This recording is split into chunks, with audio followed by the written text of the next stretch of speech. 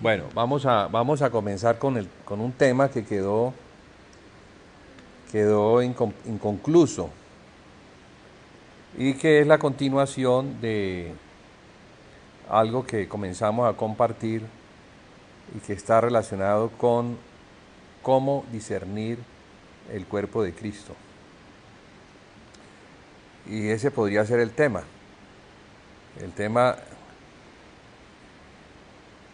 que la epístola a los Corintios nos insta a discernir y a no comer sin discernir el cuerpo del Señor. Entonces vamos a tomar la epístola a los Efesios, que nos muestra desde distintos ángulos el cuerpo de Cristo, a fin de que podamos ser alumbrados por la misma palabra. Pidámosle al Señor entonces en oración que nos ayude, que nos alumbre y que nos permita tener un corazón dispuesto, no solamente para recibir la palabra, sino para guardarla. Padre, te damos gracias por la oportunidad que nos das de estar hoy aquí en tu presencia, en esta comunión contigo, por medio de tu Espíritu y entre nosotros, la Iglesia de Jesucristo. Ayúdanos, Señor, a comprender mejor los misterios tuyos, los cuales fueron revelados a los apóstoles para que nosotros también, con la atención debida, los pudiéramos recibir. Así que en el nombre de Jesucristo te pedimos que alumbres los ojos de nuestro entendimiento y nos permitas conocer estos misterios relacionados con el cuerpo de Cristo. Amén y amén. Entonces, veníamos compartiendo en la epístola a los Efesios, desde el comienzo, lo que como introducción el Espíritu le revela al apóstol Pablo, diciéndole que fuimos bendecidos con toda bendición espiritual en los lugares celestiales, desde antes de la fundación del mundo. Y dice que fuimos bendecidos en Cristo. ¿Para qué? El propósito es para que fuéramos santos y sin mancha delante de Dios. Entonces, ese es el arranque de la epístola. Luego viene el desarrollo, el cómo Dios iba a lograr, al ponernos en Cristo, que llegáramos a ser santos y sin mancha delante de Él. Y por lo que podemos ver, ponernos en Cristo es ponernos en su cuerpo, el cual es la iglesia, donde Él es la cabeza y nosotros somos los miembros. Aunque somos muchos miembros, pues no hay sino un solo cuerpo. Por eso el apóstol, entendiendo esto, le dice a los corintios que Cristo no está dividido. Y por cuanto Cristo no está dividido, entonces ellos no lo pueden estar. Pero pareciera ser que lo estaban, porque algunos seguían a hombres notables, sí, apóstoles, mas no estaban siguiendo a la cabeza, la cual es Cristo, o no estaban encabezados. Más que seguir a la cabeza es como estar encabezados, porque algunos decían, pues nosotros somos de Cristo, pero ese decir nosotros somos de Cristo generaba divisiones entre ellos, entre los que decían, pues nosotros somos de Pablo, otros decían nosotros somos de Apolos, otros decían que eran de Cefas, y los más espirituales decían que eran de Cristo. Entonces uno puede estar creyendo que sigue a Cristo sin estar verdaderamente encabezado. generando con ello una división con el cuerpo de Cristo, como estaba sucediendo en la iglesia a los Corintios. En esa misma carta escrita prácticamente con ese fin, para hacer notar una condición, en esa misma carta, en el capítulo 11, el apóstol les escribe diciéndoles que lo que iba a hacer notar no los iba a alabar. ¿Por qué? Porque ellos no estaban comiendo correctamente. Porque ellos, al comer el cuerpo de Cristo, lo hacían sin discernir el cuerpo del Señor, y como consecuencia de eso, en vez de recibir la bendición, ellos estaban bajo la maldición.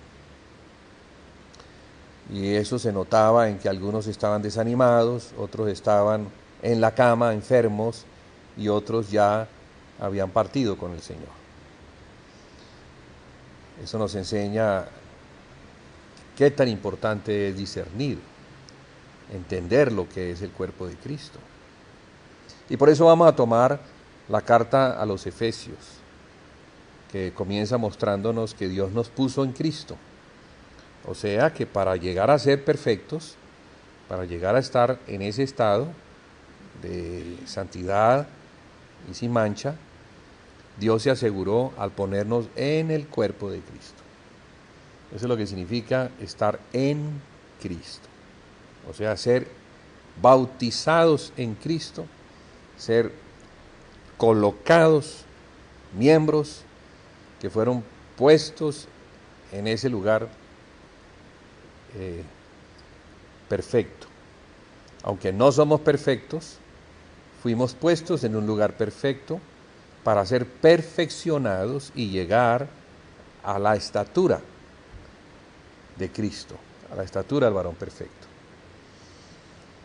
Porque cosas que están relacionadas con el cuerpo de Cristo son las que van a permitir que los miembros que siguen verdaderamente a Cristo, al estar encabezados, al estar mirando a la cabeza, la garantía que el Espíritu Santo nos da en esa perseverancia, en esa paciencia, en ese permanecer allí, es que vamos a llegar a la meta.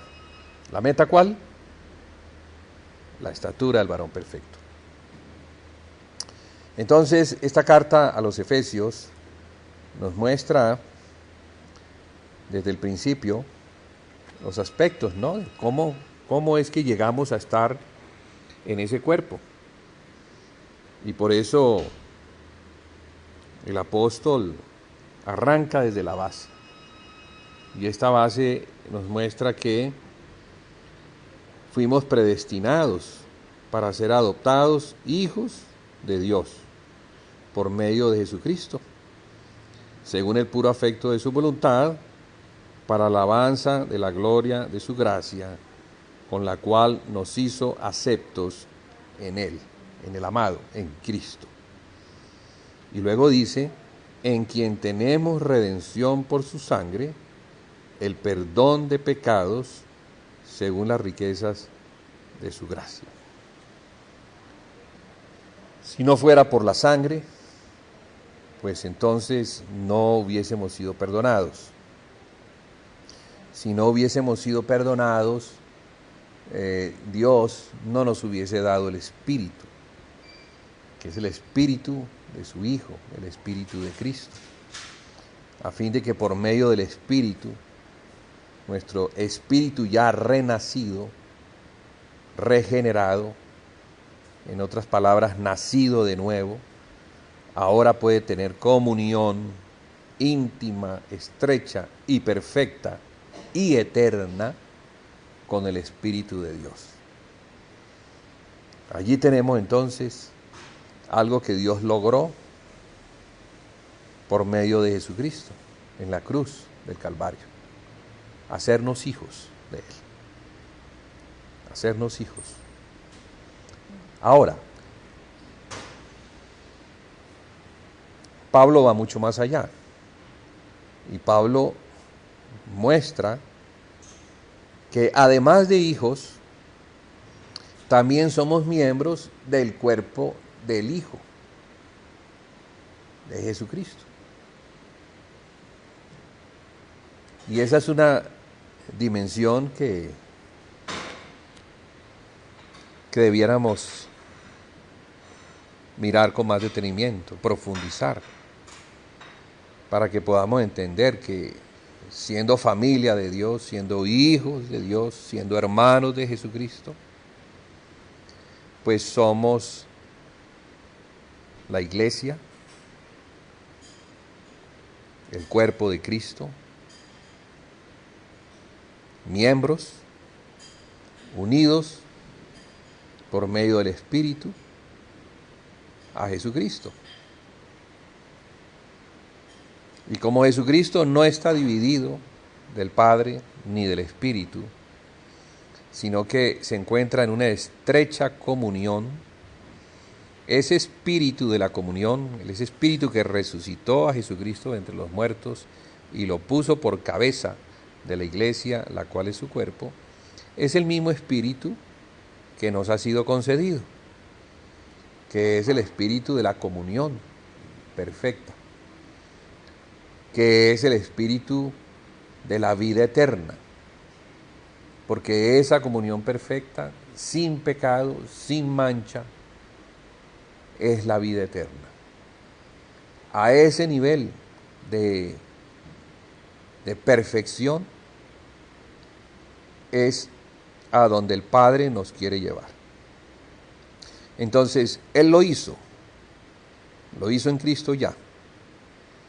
Pero nosotros, que hemos sido puestos en la iglesia, lo vamos a empezar a experimentar siempre y cuando mantengamos esa profesión de fe, esa profesión o ese oficio de ser obreros edificadores del cuerpo de Cristo.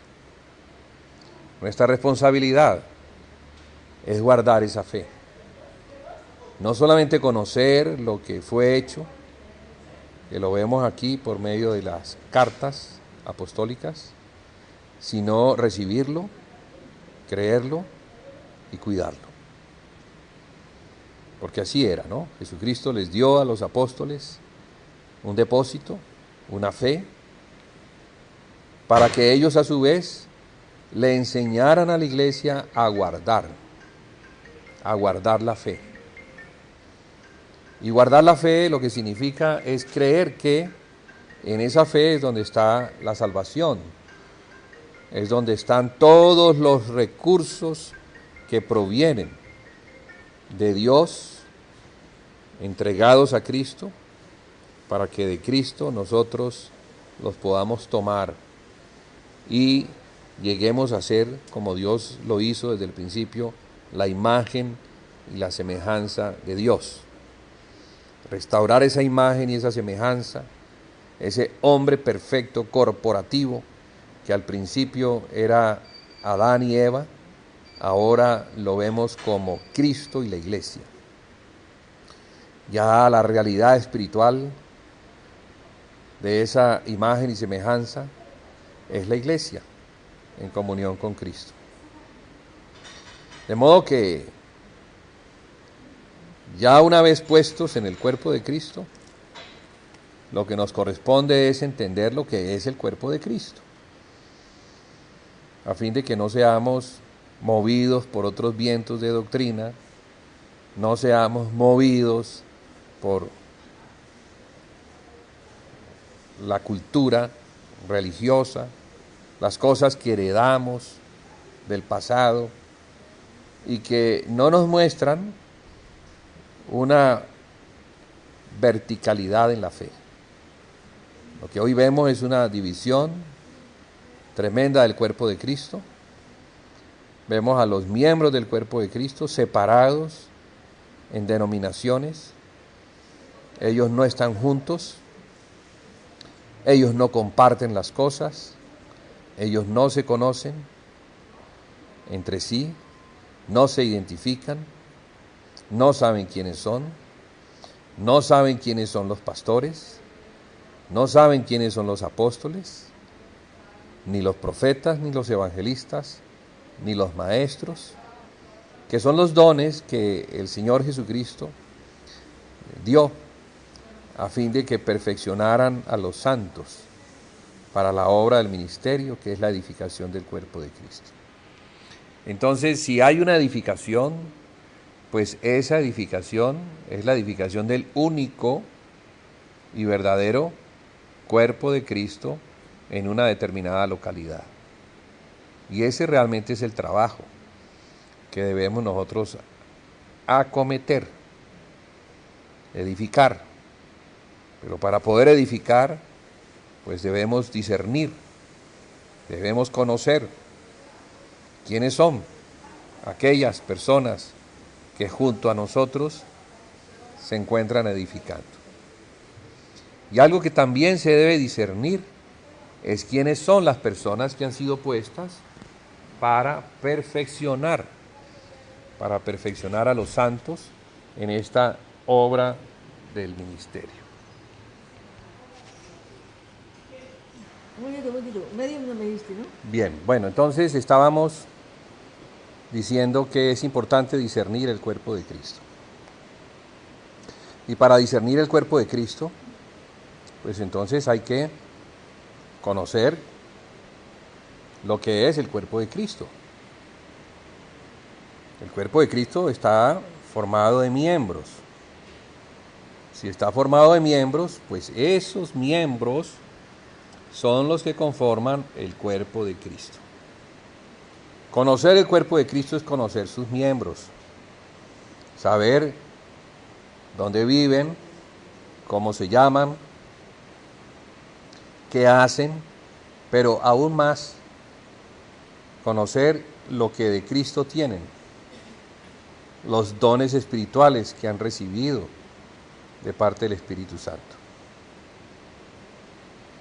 Conocer e identificar a aquellas personas que el Señor ha establecido, ha constituido para perfeccionar a los santos, para la obra del ministerio, que es la edificación del cuerpo de Cristo. Entonces yo no podré ser perfeccionado a menos de que yo pueda recibirle a alguien a quien reconozco que tiene algo que me va a bendecir, que me va a beneficiar. Entonces eso hace parte de mi conocer, de mi relación, de mi comunión con los miembros del cuerpo de Cristo. Porque repito, aunque somos muchos miembros, somos un solo cuerpo. Aunque en esa multitud de miembros unos son maduros, también hay otros que son inmaduros. Y los maduros entonces tienen la responsabilidad de llevar a los inmaduros a la madurez. Según la carta a los Efesios, entonces los apóstoles, los profetas, los evangelistas, los pastores y los maestros tienen un trabajo que el Señor Jesucristo les ha dado. Primero, pues les ha revelado aquellos aspectos pertenecientes a lo que de Cristo hay en cuanto a lo que un apóstol debe hacer. Entonces es el Señor apóstol quien se revela al apóstol para que el apóstol haga la obra del Señor, vaya a los distintos lugares, predique el evangelio, establezca las iglesias, las ponga sobre la base, la cual es Cristo, en compañía de los profetas, porque así dice, ¿no? Que el fundamento es el de los apóstoles y los profetas, sobre los cuales, sobre ese fundamento se edifica la iglesia del Señor. Entendemos que el fundamento de apóstoles y profetas, pues es lo que de Cristo hay. Cristo como apóstol, Cristo como profeta, manifestado a estos hombres, no para que estos hombres se adueñen de la iglesia, sino para que sean dones a la iglesia. Podríamos decir que ellos le pertenecen a la iglesia más que la iglesia les pertenece a ellos. Son por causa de la iglesia, por causa de la edificación de la iglesia que es el cuerpo de Cristo. Entonces un discernir el cuerpo de Cristo implica saber quién es apóstol, quién es profeta, quién es evangelista, quién es pastor, quién es un maestro. Y bueno, eso en principio pues no es fácil. No es fácil porque cuando no se tiene la madurez, se puede recibir al que no es apóstol como apóstol, o al que no es maestro como maestro, o al que no es pastor como pastor. Entonces es importante que aquellos niños en Cristo permanezcan en la iglesia y vayan creciendo hasta alcanzar la madurez necesaria de poder no solamente discernir, sino de poder servir al Señor conforme a los dones que el Señor les ha dado. Y allí entonces tenemos, como lo explica el apóstol Pablo en la carta a los Corintios, capítulo 12, que es importante que no se ignore acerca de los dones, sino que se reconozca que los dones espirituales son dados por el Espíritu tal y como Él los quiere dar. Y ahí en esos dones pues vemos que el Espíritu es el que da los dones, el Señor es el que da los ministerios y el Padre es el que efectúa las operaciones. Las operaciones es el que junta a todos para que juntos puedan operar, unidos por las coyunturas, se puedan ayudar según la actividad propia que hay en cada uno de ellos, a fin de que se vayan edificando en amor. Entonces el amor es como el vehículo que les lleva a la plenitud, a alcanzar el conocimiento del Hijo de Dios. Entonces es el amor de Dios manifestado en Cristo, y es Cristo como nuestro amor quien se revela y se manifiesta, mostrándonos todas las riquezas que tiene para que nosotros al recibirlas, bueno, seamos ensanchados, engrandecidos con ese conocimiento, pero también con esa fuente de vida que nos permite compartir la vida de Dios en Cristo en la iglesia, en esa comunión de unos con otros, en esa vida práctica del cuerpo de Cristo, en donde todos pues reciben ese espíritu de la comunión, donde está el amor de Dios manifestándose, pero llevándonos a ese conocimiento de lo que significa el amor, que incluye el perdón, que incluye el soportarnos los unos a los otros, que incluye la mansedumbre que hay que tener, que incluye el mantenernos firmes, el no divagar, el no salir corriendo cuando viene la prueba, sino el saber que hemos sido puestos en un lugar por Dios, en Cristo, a fin de que en Cristo recibamos todo el suministro de la vida que procede desde el trono. Entonces, la Escritura nos muestra en el capítulo 4 la importancia de mantenernos en ese lugar. Y por eso nos lo muestra de esta forma, donde Pablo dice: yo pues, preso en el Señor, os ruego que andéis como es digno de la vocación con que fuisteis llamados, con toda humildad y mansedumbre, soportándonos con paciencia los unos a los otros en amor. Fíjense, hermanos, que La humildad y la mansedumbre son necesarias en este mantenerse en el lugar donde Dios nos ha colocado. Esta humildad y esta mansedumbre no procede del hombre natural, procede de Cristo. Así como Él lo dijo. Dijo: aprended de mí, que soy manso y humilde de corazón, y hallaréis descanso para vuestras almas. Entonces, al permanecer en Cristo, pues vamos a recibir de Cristo lo que de Cristo hay. Si no estamos realmente mirando a Cristo, encabezados, pues la mansedumbre, la humildad, no la vamos a poder experimentar. Y como resultado de eso, entonces nos vamos a separar los unos de los otros, y es lo que hemos visto a lo largo de los años. Tristemente, el vínculo de la paz, que es el perdón, que es el amor de Dios en Cristo, que es la sangre, que es la muerte de Cristo por todos los hombres, que permitió la reconciliación con Dios y el ser vinculados a Dios como familia suya, esto se puede romper.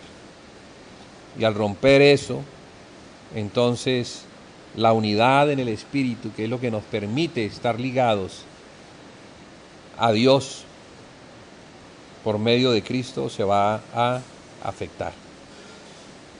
Y es lo que ha pasado.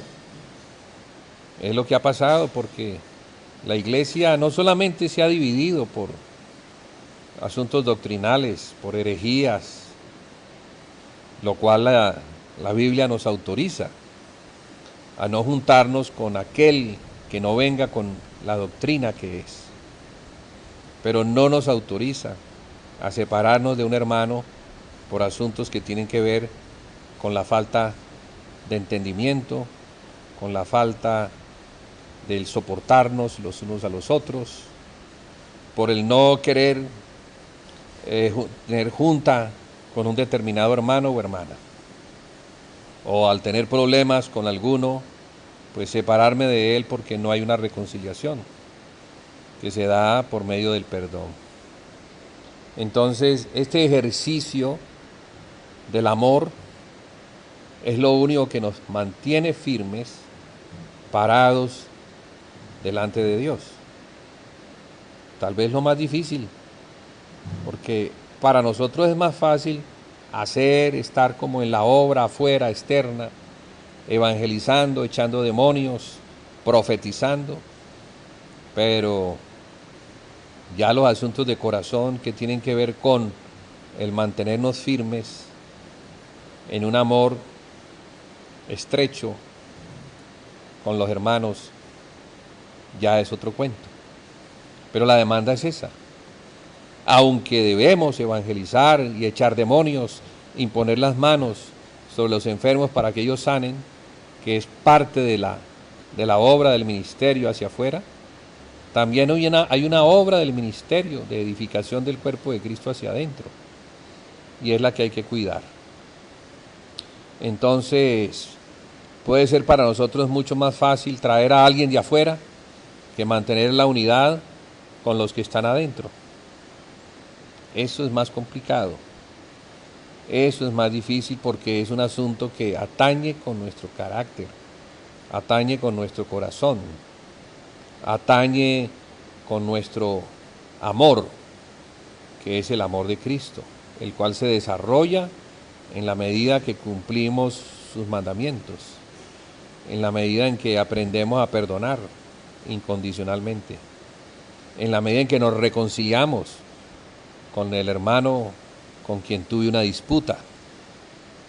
Allí es donde se prueba realmente si estoy o no estoy en Cristo. Porque el precio a pagar para que el cuerpo de Cristo se edifique es la permanencia en ese cuerpo. Y no solamente la permanencia mía, sino la permanencia de los otros hermanos, que de pronto, porque no son hermanos de fe, sino que son débiles en la fe. Al tropezarse, entonces pueden perder la comunión con el cuerpo de Cristo. Entonces también me toca a mí ejercer el ministerio de la reconciliación.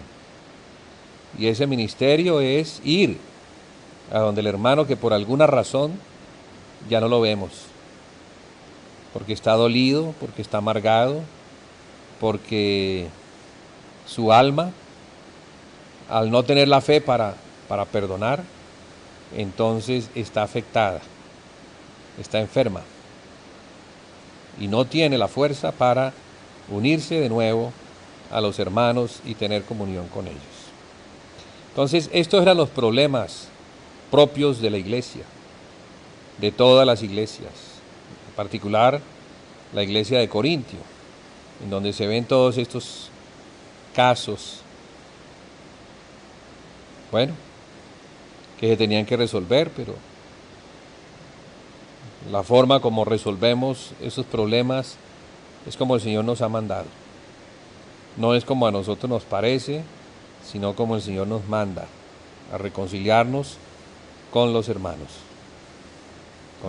que por alguna razón nos hemos separado, a fin de que el cuerpo de Cristo se mantenga unido.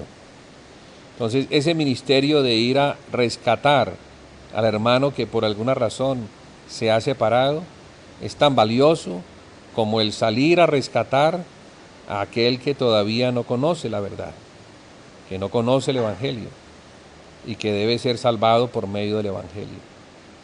Porque igual estábamos en el mundo sin Dios, en las tinieblas, bajo la potestad de Satanás, cegados por ese espíritu, sin poder ver. Pero cuando viene el Evangelio me alumbra los ojos y me permite ver mi estado y también me permite ver al Salvador, el cual recibo. Y por eso entonces llego a ser un hijo de Dios. Pero ahora estando en la iglesia, congregándome con todos y disfrutando de la comunión de todos, la tarea es a permanecer hasta el fin. Porque así dice la Escritura, el que permanezca hasta el fin, ese será salvo. Entonces hay que entender esa permanencia como permanecer en la fe, pero la fe que me lleva ¿a dónde? Que me lleva a Cristo allí donde hemos venido hablando, que estar en Cristo es estar unido a Él, estar en Él, ser parte de Él, ser miembro de su cuerpo y recibir de Él mismo, yo como miembro, todo lo que Cristo tiene para mí, a fin de que yo funcione en su cuerpo y pueda prestar un servicio a la casa de Dios. Ese proceso, pues, es un proceso que se da como en 3 etapas. Una primera etapa, como dice Pablo, hijitos por quienes estoy sufriendo dolores de parto, por quienes aún sufro dolores de parto, hasta que Cristo sea formado en ustedes. Nos muestra entonces que estos hijitos son como los nonatos, que están en un estado tal que aún no han nacido para ser formados, para crecer y madurar y llegar a la estatura del varón perfecto. Para eso el idioma griego tiene algunas palabras que nos muestra sobre los hijos que son inmaduros. Y la palabra es teknon. Entonces teknon es un hijo de Dios, pero que no tiene la madurez, no tiene la formación para recibir del Padre la comisión, la autoridad que se le da a aquel a quien Dios considera que puede tener las llaves del reino de los cielos, como lo que se le dio a Pedro el día que confesó que el Señor Jesús era el Cristo, el Hijo del Dios viviente. Y Pedro le dice que es bienaventurado porque ha recibido esa revelación de Dios, que no ha sido una revelación dada por los hombres, por sangre ni carne, sino por el Padre Celestial que está en los cielos. Y por eso le dice, y yo te digo que sobre esa piedra, o sea, sobre esa declaración, sobre esa base inamovible, sobre ese fundamento, Él edificaría la iglesia. Y añade que a Él se le darían las llaves del reino de los cielos, o sea, está hablando de una autoridad, para que con esas llaves Él pueda atar cosas en la tierra que serán atadas en los cielos y desatar cosas en la tierra que serán desatadas en los cielos. Está hablando de la comisión apostólica, porque fue Pedro a quien se le dio el privilegio de predicarle primero a los judíos y abrir, por medio de esa predicación, abrir la puerta para que ellos pudieran entrar al reino de los cielos. Pero también fue el primero en predicarle a los gentiles, allá en Cesarea, a Cornelio en su casa, con sus familiares y con sus amigos. También él predicó el evangelio, y con esa llave que se le dio, estos gentiles también, al encontrar la puerta abierta, entraron al reino de los cielos. Entonces, son esos estados donde al principio, pues en el vientre no podemos ver, estamos en tinieblas, no podemos discernir, pero aún después de haber nacido, es necesario que los niños que han nacido comiencen a abrir sus ojos, sus dientes comiencen a crecer, comiencen a caminar y a irse formando hasta que llegan a la estatura del varón formado. En términos espirituales, es hasta que lleguemos al conocimiento del Hijo de Dios, hasta que lleguemos a la madurez. Y esta madurez no solamente es una madurez individual, sino que principalmente es una madurez corporativa, que incluye a todos los miembros del cuerpo de Cristo de una determinada localidad. Entonces es muy importante que podamos discernir el cuerpo de Cristo, no solamente a nivel universal, que sabemos que existe un cuerpo de Cristo a nivel universal, al cual estamos ligados por el Espíritu, con todos los hermanos que viven en distintas localidades del mundo, y es por medio del Espíritu. Pero el problema surge cuando ya hablamos del cuerpo de Cristo a nivel local, porque son los hermanos que viven en una determinada localidad. Y esos hermanos que viven en una determinada localidad, a ellos tengo que conocer, con ellos tengo que tener compañerismo, con ellos tengo que tener comunión, a ellos tengo que recibir y tengo que discernir el espíritu que hay en ellos y lo que del espíritu hay en ellos y los dones que hay en ellos, porque como miembros individuales no podemos tener la plenitud. Pablo dice que el cuerpo de Cristo es la plenitud de aquel que todo lo llena en todo. Entonces la plenitud de Cristo se encuentra ¿en dónde? Se encuentra en el cuerpo de Cristo. La plenitud se encuentra en la multitud de miembros que juntos, no revueltos, sino que juntos avanzan hasta llegar a la unidad de la fe. En ese avanzar hasta la unidad de la fe es donde se va edificando y donde todos nos vamos poniendo de acuerdo hasta llegar a tener la mente de Cristo. Una mente, un corazón, un sentir, un mismo sentir que nos lleva a tener una actividad no separada, no como llaneros solitarios, sino una actividad donde todos, en el concurso de todos, nos unimos para hacer un trabajo común, comunitario, a favor de Cristo como los miembros de su cuerpo.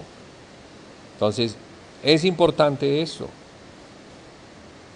llegar a esa madurez, a tener esa claridad que no estaba en la iglesia de Corintio. Y por cuanto no estaba en la iglesia de Corintio, cuando ellos iban a partir el pan, al no discernir el cuerpo de Cristo, entonces ellos no eran bendecidos. Ellos no recibían el poder que Dios tiene en Cristo para bendecir y para incluso expulsar, para sanar, para revelar a Cristo. Sino que por el contrario, ellos se desanimaban, se enfermaban y hasta partían con el Señor. Es importante que cuando comemos el pan y bebemos la copa, el vino que representa la sangre del nuevo pacto, sepamos lo que eso significa. Sepamos que Él se partió en la cruz, se entregó por sus discípulos y por eso partió el pan en 12 pedazos y esos 12 pedazos a cada uno de ellos les dio un pedazo, porque era eso, Él se estaba entregando por cada uno de ellos, pero en la sumatoria de esos pedazos estaba Cristo, en la unidad de esos 12 se encontraba Cristo. No podían ellos estar separados. Fueron escogidos como un número preciso, 12. Y cuando Judas pues muere y ya no está el número completo, ellos saben que deben completarlo con un reemplazo. Y por eso viene Matías, que viene a ser el 12avo. Allí se nos muestra qué importante es esta unidad, porque había una unidad apostólica, una comunión apostólica, y esa comunión apostólica ellos la habían aprendido de Cristo, porque era la misma comunión que Cristo tenía con el Padre, y esa comunión que ellos tenían con Cristo y con el Padre por medio del Espíritu, es a la que ellos, los apóstoles, invitan a la iglesia también a tener. Comunión con ellos, con los apóstoles, claro, porque si la iglesia no tiene comunión con los apóstoles, entonces, ¿qué es lo que va a recibir? ¿Qué de Cristo va a recibir? Porque es así, hay un orden que viene de Dios, pasa por Cristo, Cristo se lo entrega al Espíritu, el Espíritu a los apóstoles a la iglesia. Entonces, aunque seguimos a Cristo, también seguimos a Cristo en los hermanos que el Señor ha dejado para edificar la iglesia. Entonces, Cristo es el que edifica, claro, pero lo hace por medio de los hermanos encargados para la edificación. Y también estos hermanos encargados de la edificación lo entregan, lo delegan a los santos para que los santos también a su vez hagan la edificación. Y es la edificación del cuerpo de Cristo. Entonces, en todo esto vemos comunión. Vemos la comunión que Cristo tiene con el Padre y que los apóstoles tienen también con el Padre y con Cristo, y que la iglesia tiene con los apóstoles, a fin de que haya una unidad perfecta. Porque estamos hablando de una comunión que procede del Espíritu, y es una comunión que hay que guardar en el vínculo de la paz. Ese vínculo de la paz, pues, es lo que Cristo hizo por nosotros para que haya paz con Dios, morir por nosotros. De modo que en esto pues encontramos la perfección, encontramos el lugar donde Dios nos puso no solamente para vernos sin mancha y sin arrugas, santos delante de Él, sino para llevarnos a la perfección, a la estatura del varón perfecto que es Cristo. Y en esto, pues, hermanos, hay que permanecer, orar, pedirle al Señor que nos dé más revelación, una revelación que nos permita caminar mejor en ese conocimiento de Cristo, el cual Dios concede cuando le pedimos. Porque le podemos pedir al Espíritu Santo y pedir al Espíritu Santo que nos muestre, nos revele y nos permita ver la visión, nos permita tener visión, una visión del cuerpo de Cristo, a fin de que avancemos con esa lámpara, con esa claridad, no nos desviemos, mantengamos firme nuestra visión, mirando a Jesús, que es el que comienza nuestra fe, pero el que también la termina. Dejando atrás ese peso, esa carga que no nos permite avanzar, correr. Ese pecado que en nosotros está. Pero que, como dice la Escritura, cuando tenemos comunión unos con otros, la sangre de Jesús nos limpia de todo pecado y nos libra de toda maldad. Encontramos pues que la comunión que tenemos los unos con los otros, así como sucede con el cuerpo humano, cuando todos los miembros están ligados, todos los miembros reciben el suministro que procede de la sangre. Todo lo que la sangre trae para mantener a un cuerpo activo, vivo, nutrido. De esa misma forma, la sangre de Cristo nos mantiene unidos, nos mantiene vivos, nos mantiene activos cuando estamos verdaderamente unidos a Él. Cuando entendemos la comunión que debemos tener unos con otros, a fin de que todo opere para nuestro bien y para el bien del cuerpo de Cristo. Entonces damos las gracias a Dios por su palabra. Creemos que el Señor nos siga alumbrando nuestros ojos, nuestro entendimiento y nos permita avanzar hacia esa medida de fe. En el nombre de Jesús, pues confiamos en Cristo, quien nos salvó, nos rescató, y en el Padre que nos puso en Él, a fin de que se cumpla lo que Él desde antes de la fundación del mundo, pues quiso hacer, ponernos en Él, en el amado, y de esa forma alcanzar la plenitud y la perfección. Amén. Amén.